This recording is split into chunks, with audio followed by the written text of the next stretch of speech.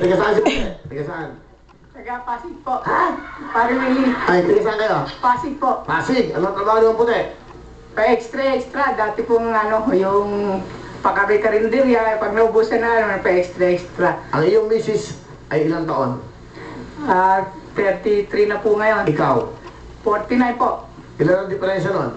16. 16 years. Okay. Ilan ang anak nyo? 4 po yung buhay at 2 po yung nakunong po siya. Ah, okay. Ano pangalan ng misis mo? Maricel po.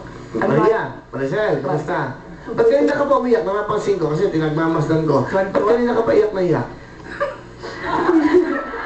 Hindi po. Ah, bakit?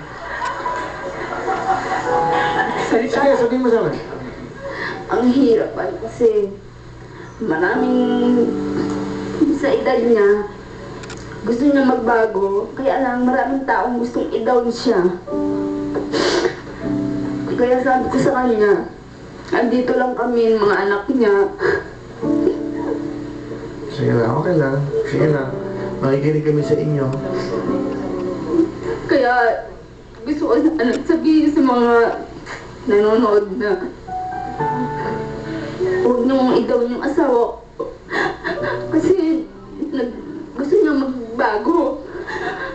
Ang napakasakit sa kalooban ko na minsan nadidepress na siya. Meron ka ba gusto sabihin sa asawa mo? Kasi gusto ko lang sana sabihin niya sa'yo na kasi sabi niya, hindi ko rin sinasabi mahal ko siya. Pero kahit di ko sabihin mahal kita, alam mo naman yung pinagsimulan natin. Ganito pala Kuya Willie rito, talagang kahit hindi mo talagang ilalabas mo napakabigat ng nasa kalooban mo. Talagang ayoko siyang kahit anong mangyari, kami pa rin dalawa. Ano ang message mo sa asawa mo? Mahal na mahal kita.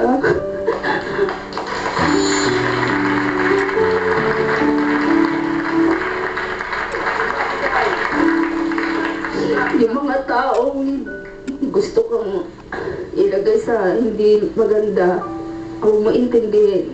Ang intindihin mo kung paano tayo mabubuhay. Kasi hindi sila makakatulong. Sila ang mag-ano sa'yo para bumalik ka sa dati. Huwag. Nangako ako sa'yo, pinagsumpaan natin. Sa hirap at ginawa, magsasama tayo. Yun na po. Thank you, Mike.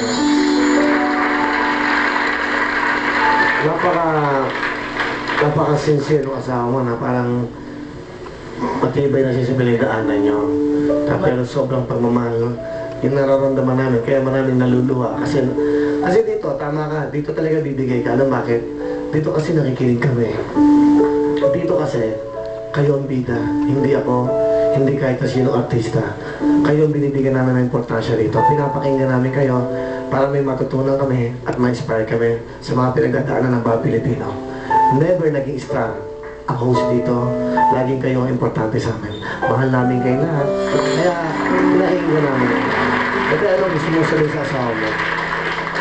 Maraming salamat sa mga pagmamahal nila mo sa akin. Bagamat ako ex-convict, ay nilalo mo pa rin ako. Noong una pa lang, marami na tayong pinagdaanan. Mga magulang mo ayaw sa akin. Pero awa ng Diyos, andyan si Brother Jesus. Wala ko'y pagmamalaki, kundi ang pagmamahal ko sa'yo at lakas na loob na binigay sa akin ng edukasyon at value ng Muntinlupa Correctional. Kaya yun lang mabibigay ko sa'yo. Yung mga taong gustong gumawa sa ating pangit at kala siguro dahil ako yung ex-convict, wala akong kaluluwa, wala akong puso. Hindi nila lang. Pag ikaw nasa pasok sa kulungan, kung ikaw ay talagang magtitino, nasa tao pagbabago at nasa edukasyon sa pagmamahal sa Panginoon, tuturuan ka niyan, lagdas na maayo.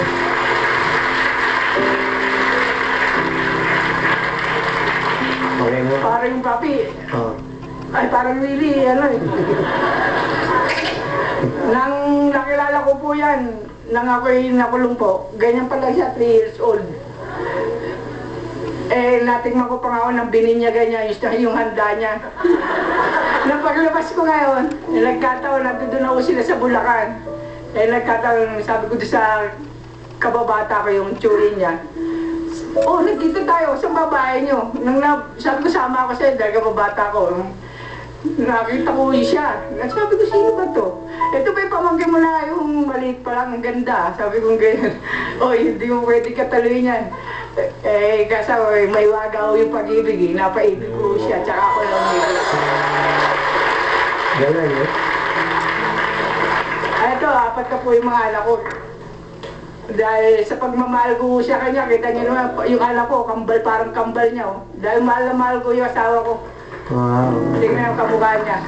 Sabi nila, pag mahal mo daw po yung babae, magiging kamukha eh. Ganun ba? Asawa, sabi po talaga eh. Okay. Saka ano, ang ganda nun ha, yung binyag, na pagkain ng binyag, natikman mo pa. Opo.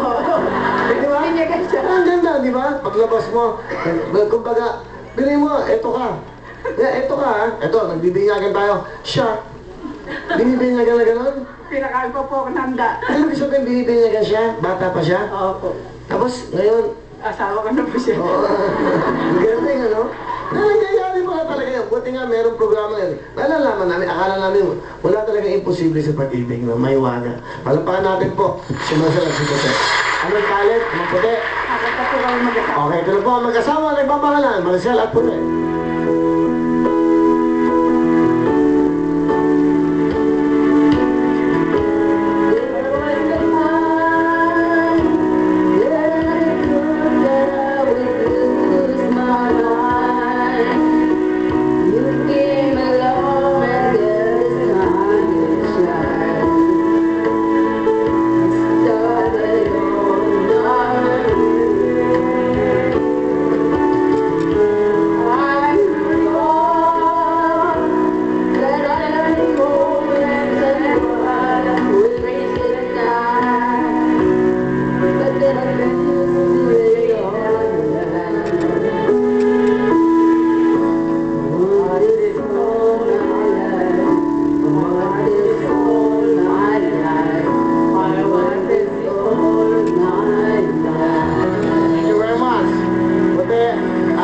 Sa iyong mahal na si Maricel.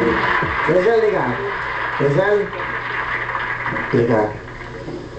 Liga. Puti. Okay. Ibibinyagan ko lang si Maricel. Meron kayong 20,000. Bigay ng ABS. Alright. Bigay ng ABS. Oo. Wow. Nakakatuwa, no? Alright. Sige, ha? Sige sa inyo, ha? Huwag ka na umiyak. Okay na yan. Ha? Sige. Ha? Sige. Puti. Nabigyan din. Ganda ng pangalan mo, Puti. Kamay sa baba. Good luck sa inyo. 500,000. Mga Donnie, okay lang kayo?